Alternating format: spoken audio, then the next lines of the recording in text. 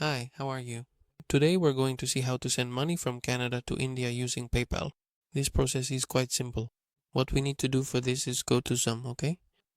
As you can see here. And well, this is a platform that will help us send money internationally.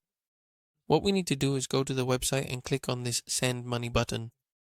This page is a PayPal service, so to use PayPal to send money through here, we have to register our account, okay? With Zoom, or link our account with Zoom to send the money. Here we select India, and here, well, we can choose the amount of money we want to send. Here we are going to carefully choose the specific method, the exact payment method that we are going to utilize to successfully send the money.